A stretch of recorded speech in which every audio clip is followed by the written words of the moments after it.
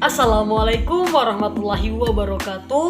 Alhamdulillahirabbil alamin wassalatu wassalamu ala asrofil anbiya'i wal mursalin sayyidina wa maulana Muhammadin wa ala alihi wa sahbihi ajmain amma ba'd.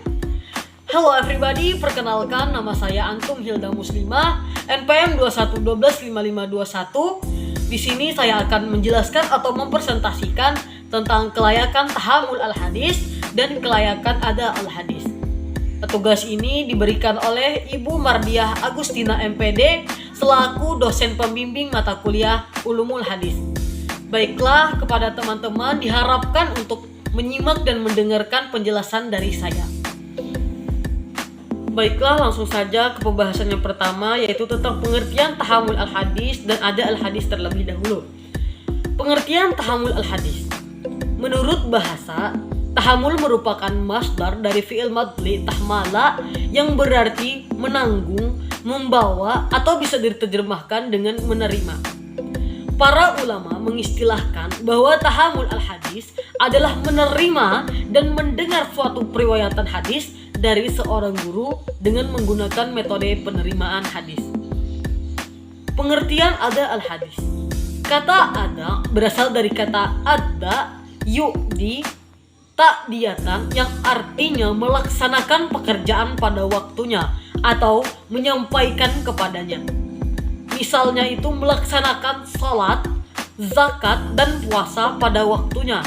Sedangkan jika melaksanakan di luar waktunya itu disebut dengan qada. Para ulama mengistilahkan menyampaikan atau meriwayatkan hadis kepada orang lain dengan istilah al-ada. Sedangkan ada al-hadis adalah menyampaikan hadis kepada orang lain dan meriwayatkannya sebagaimana ia mendengar dalam bentuk-bentuk lafal yang digunakan dalam periwayatan. Selanjutnya pembahasan tentang kelayakan tahammul al-hadis dan ada al-hadis. Kelayakan tahammul al-hadis. Mayoritas ulama cenderung membolehkan kegiatan mendengar yang dilakukan oleh anak kecil, yakni anak yang mencapai usia taklif. Sedang sebagian mereka tidak memperbolehkannya. Syarat-syarat bagi seorang diperbolehkan untuk mengutip hadis dari orang lain itu adalah menerima harus dabit, memiliki hafalan yang kuat atau memiliki dokumen yang valid. Berakal sempurna, tamyiz. Ulama hadis memiliki beberapa rumusan dalam kategori usia tamyiz. Untuk batasan minimal seseorang bisa dikatakan tamyiz, dalam hal ini ulama hadis pun masih berbeda pendapat. Ada yang mengatakan harus berusia 5 tahun atau 10 tahun atau berusia 20 tahun, bahkan ada yang mengatakan minimal berusia 30 tahun. Beberapa ulama hadis masih berselisih dalam pembahasan anak-anak dalam menerima hadis. Mayoritas ulama hadis menganggap mereka boleh menerima riwayat hadis, sementara yang lain berpendapat bahwa hadis yang diterima mereka tidak sah. Akan tetapi yang lebih mendekati pada kebenaran adalah pendapat yang dikemukakan oleh ulama jumhur, dikarenakan banyak para sahabat atau tabi'in yang menerima hadis yang diriwayatkan oleh Hasan, Husain, Abdullah bin Zubair, Ibnu Abbas dan lain-lain, tanpa membedakan mana hadis yang mereka terima ketika masih kecil dan yang setelahnya. Selanjutnya tentang kelayakan ada al-hadis. Mayoritas ulama hadis, usul dan fikih sepakat menyatakan bahwa seseorang guru yang menyampaikan sebuah hadis harus mempunyai ingatan dan hafalan yang kuat, dhabit, serta memiliki integritas keagamaan atau adalah yang kemudian melahirkan tingkat kredibilitas thiqah. Sifat adil dalam hubungan dengan periwayatan hadis, maka yang dimaksud adalah suatu karakter yang terdapat dalam diri seseorang yang selalu mendorongnya melakukan hal-hal yang positif, atau orang yang selalu konsisten dalam kebaikan dan mempunyai komitmen tinggi terhadap agamanya.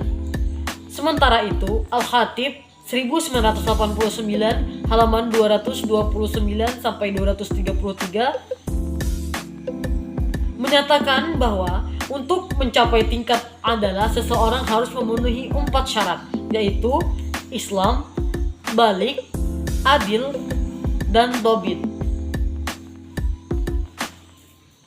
Islam, pada periwayatan suatu hadis, seseorang rawi harus muslim. Menurut ijma ulama, periwayatannya orang kafir dianggap tidak sah. Balik, yang dimaksud dengan balik ialah periwayatan cukup usia ketika ia meriwayatkan hadis walaupun penerimaannya itu sebelum balik. Adil, yang dimaksud dengan adil adalah suatu sifat yang melekat pada jiwa seseorang sehingga ia tetap takwa, menjaga kepribadian dan percaya pada diri sendiri dengan kebenarannya, menjauhkan diri dari dosa besar dan sebagian dosa kecil, dan menjauhkan diri dari hal-hal yang mubah yang tergolong kurang baik, dan selalu menjaga kepribadiannya. Yang terakhir, dobit. Yang dimaksud dengan dobit adalah teringat atau terbangkitnya perawi ketika ia mendengar hadis dan memahami apa yang didengarnya serta dihafalnya sejak ia menerima sampai menyampaikannya. Cara untuk mengetahui kedabitan perawi yaitu adalah dengan jalan iktibar terhadap berita-beritanya dengan berita-berita yang thiqah dan memberi keyakinan. Ada yang mengatakan bahwa di samping syarat-syarat sebagaimana disebutkan tadi, ada persyaratan lainnya, yaitu antara satu perawi dan perawi lainnya harus bersambung. Hadis yang disampaikan itu tidak syadz, tidak ganjil, dan tidak bertentangan dengan hadis-hadis yang lebih kuat serta ayat-ayat Al-Quran.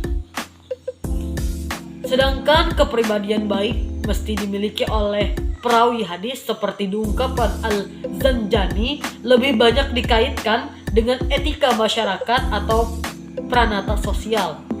Namun bukan berarti bahwa ia harus orang yang sempurna, karena tidak menutup kemungkinan seorang ulama atau penguasa yang baik tentu memiliki banyak kekurangan. Melainkan yang menjadi tolak ukur di sini adalah keistimewaan yang ada melebihi kekurangannya, dan kekurangannya dapat tertutupi oleh kelebihannya. Demikian penjelasan dari saya tentang kelayakan tahammul al-hadis wa ada al-hadis. Semoga bermanfaat untuk kita semua. Mohon maaf jika ada kesalahan dalam penyampaian materi pada video ini. Karena saya hanya manusia, tempat salah dan dosa, karena kesempurnaan hanya milik Allah Ta'ala. Sekian, wassalamualaikum warahmatullahi wabarakatuh.